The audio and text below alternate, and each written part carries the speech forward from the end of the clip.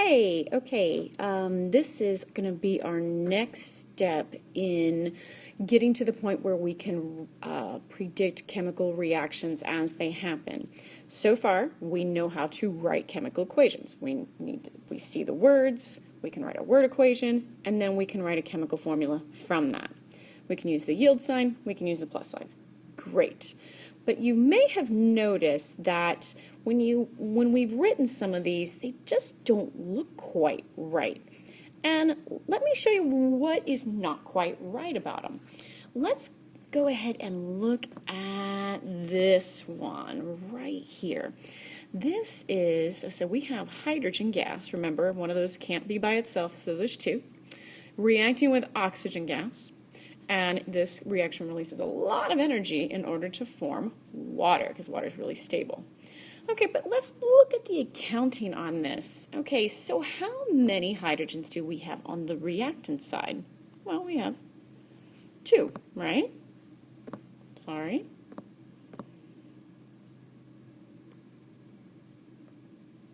Okay, we've got two.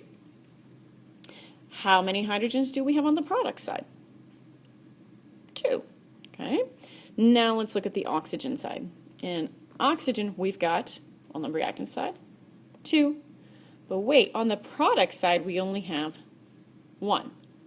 What gives? What happened to that other oxygen? Did it just vanish? Well, it can't. If we follow the law of conservation of mass, which means however many atoms or how much matter you start with in the reaction, that's how much you end with. This can't right. This is not right. And so we've got to fix it to make it right. And the analogy I like to use, it's kind of like cooking. If your recipe says that you need for 2 cups for of flour for every 2 eggs, well, you're going to have that every single time. Otherwise, it's not going to turn out. So we need to figure out our ratios. We need to figure out how many cups we have to however many eggs. So we use something called coefficients, which is something like you do in math class. A coefficient in math class looks something like this, 2x. And the 2 says we have 2 x's, 2 times x. If we had 2xy, that means we have 2 x's, 2 y's, 2xy. Now, if we had 2xy plus z, do we have 2 z's? No, we don't, because the 2 stops here, stops at the plus sign. So we're going to use it the exact same way. Coefficients are going to multiply whatever we have behind it by that number to give us that number, but it stops at either the plus sign or the yield sign or the end. So let's go ahead and go back to our equation up here. And we said that we have our oxygens are misbalanced. So we actually need one more oxygen on the product side. So what we're going to do is we're going to come back and put a 2 as a coefficient in the front. I'm going to come back and erase a few things.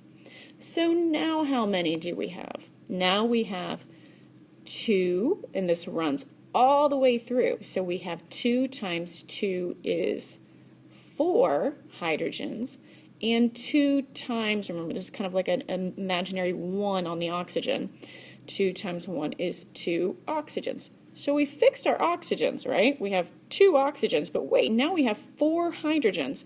Well, over here, how many hydrogens do we have on the reactant side? We only have 2. So what are we going to need to do? Well, we need to go back and we need to put a 2 here.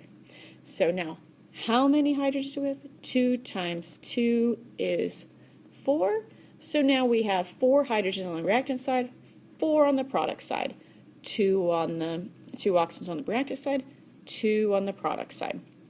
And so now I'm just going to go back and clean all this up and see what our equation actually looks like. I'm going to come back and put that 2 in there.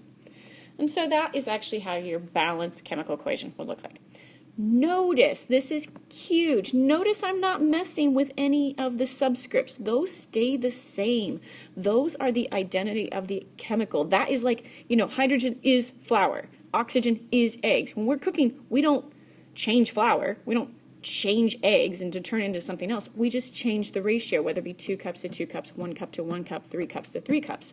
So this is the number, the coefficient number is the thing that we can change after we write the equation, not the subscripts. Once you write your chemical equation, do not change these guys. Do not do it. Don't just put a 2 down there randomly, okay? You're changing an egg into not an egg anymore. Okay, let's do some more examples. This one down here we have sodium, solid sodium, which is Na, reacts with gaseous chlorine, right here, to form solid sodium chloride, which is right here. Now let's check to see how many we have on each side. I like to use the rule so you balance your metals first, then your nonmetals, and then you mess with all the other nonmetals like oxygens and hydrogens. We'll talk about the polyatomics in a second. So let's check our metals first. We have on the reactant side 1 sodium, on the product side 1 sodium. Great. Okay, now nonmetals. Chlorine. How many on the reactant side? 2. How many on the product side?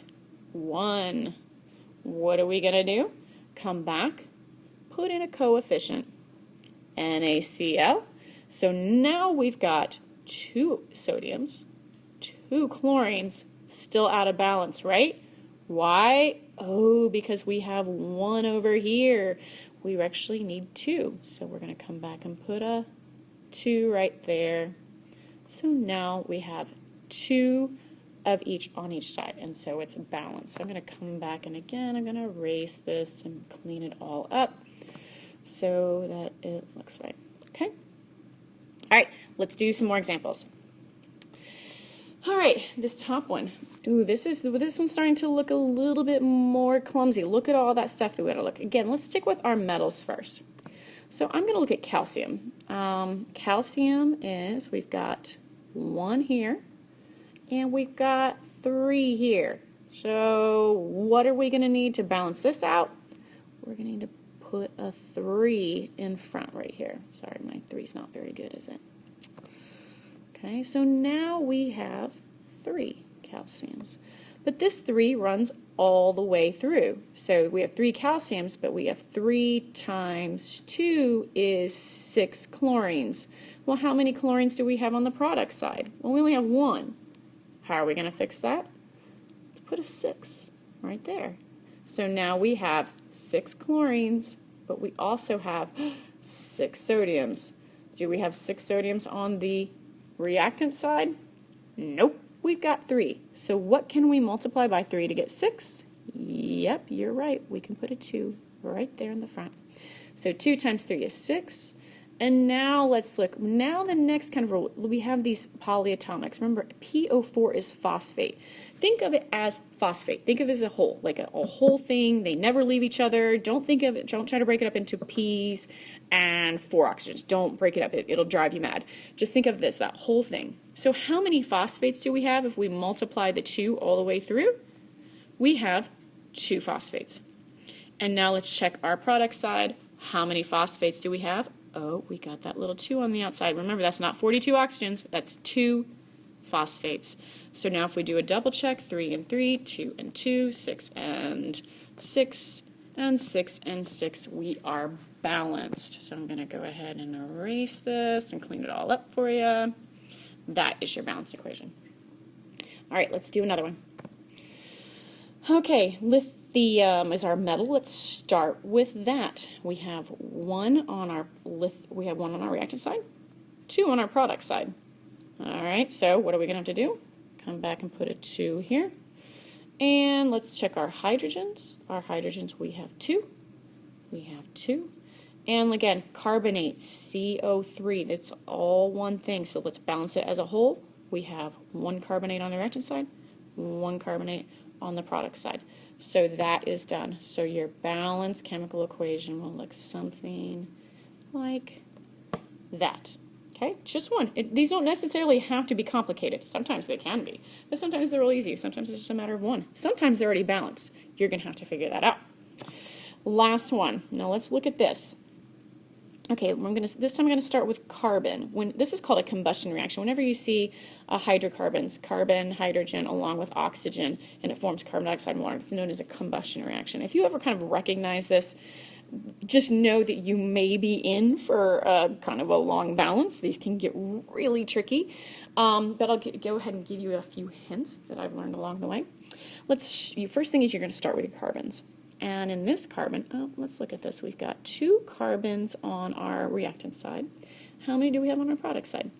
1. So let's just go ahead and, okay, so we've got 2 here. Let's just go ahead and put a 2 here. And it's 2 times 1 is 2. So that's all set.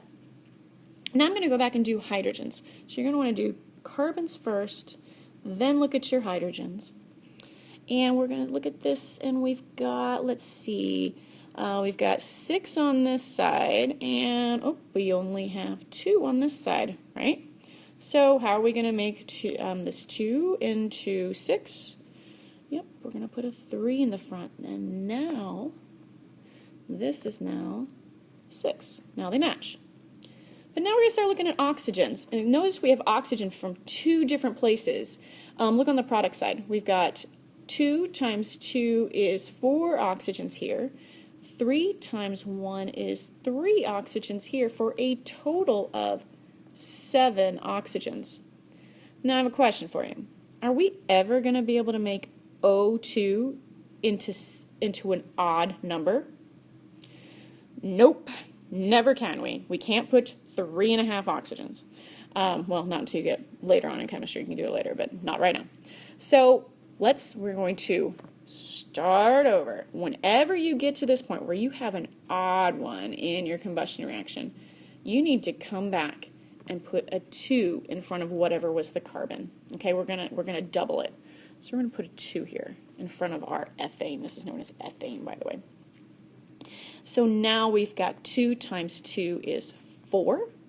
So how many are we going to need here? 4. So we've got 4 carbons. Now that leads us to 2 times 6 is 12 hydrogens. So we're going to need a 6 here to get 12 hydrogens. Now let's do our oxygen count.